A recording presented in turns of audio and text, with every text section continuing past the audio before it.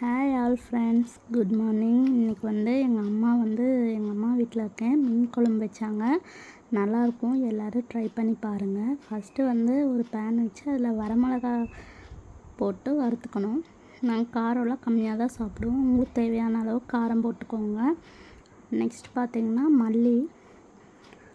மல்லி ஒரு 4 ஸ்பூன் எடுத்தாங்க, பெரிய ஸ்பூனில். உங்களுக்கு தேவையான அளவு நீங்கள் மல்லி எடுத்துக்கோங்க. மல்லி ஃபஸ்ட்டே போட்டு நல்லா கொஞ்சம் வறுத்துக்கணும். சிம்லேயே வச்சு வருங்க, அப்போ தான் நல்லாயிருக்கும். அந்த ஃப்ளேவர் நல்லாயிருக்கும். நல்லா இப்படி வறுத்துட்டு அடுத்தது பார்த்திங்கன்னா ஜீரகம் 1 ஸ்பூன், மிளகு ஒரு 1/4 ஸ்பூன், அதையும் போட்டுக்கணும்.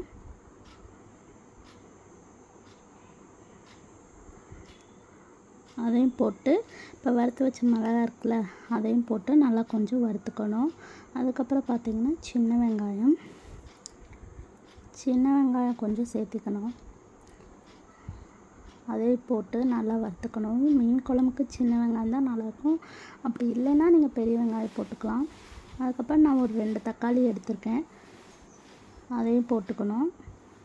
அதையும் போட்டு நல்லா எண்ணெய் ஊற்றி நல்லா அந்த தக்காளி அந்த வெங்காயம்லாம் நல்லா ஒரு ப்ரௌன் கலர் வர வரைக்கும் நல்லா வதக்கணும். நல்லா வதக்கி விடுங்க. அதுக்கப்புறம் பார்த்திங்கன்னா மீன் குழம்பு பொடி நாங்கள் வீட்டில் எல்லாம் அரைக்கிறதில்ல, ஆனால் கடையில் சக்தி மீன் குழம்பு மசாலா தான் வாங்கினோம்.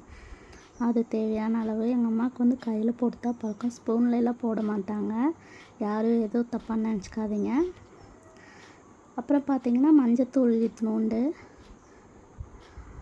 அந்த மீன் மசாலா போட்டு அடுப்பை ஆஃப் பண்ணிடலாம், ஏன்னா இல்லைன்னா கருகிடும்.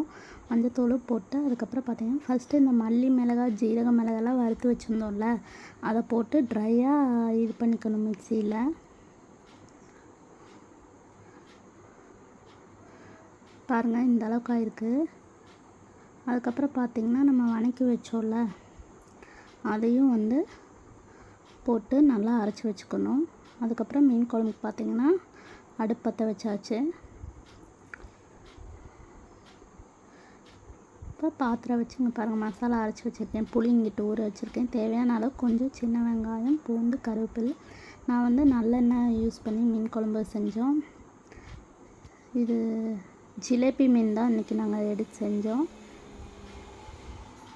இப்போ நல்லெண்ணெய் மிக்ஸ் பண்ணிக்கலாம், நல்லெண்ணெய் ஊற்றிக்கலாம்.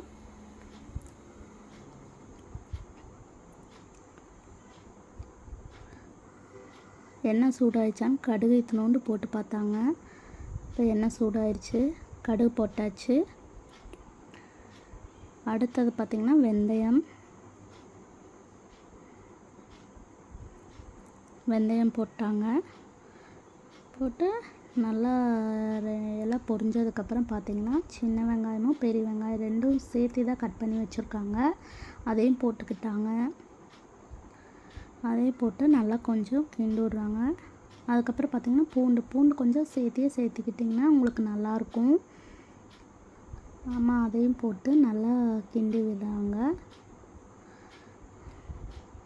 இதெல்லாம் ஓரளவுக்கு வதக்குனதுக்கப்புறம் பார்த்திங்கன்னா கருவேப்பிலை போடுறாங்க.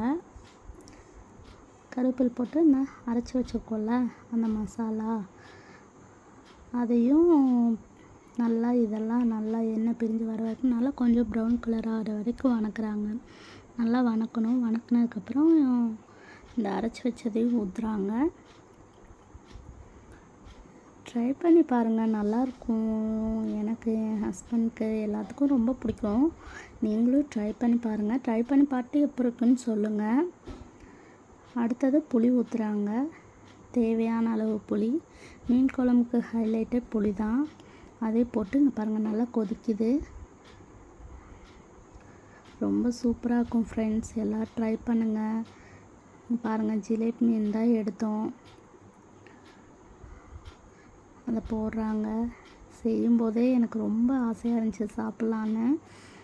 ரொம்ப டேஸ்டியாக இருந்துச்சு. ட்ரை பண்ணி பார்த்து எப்படி இருக்குன்னு எனக்கு கமெண்ட் பண்ணுங்கள். சேனலை சப்ஸ்கிரைப், லைக் பண்ணுங்கள். தேங்க்யூ.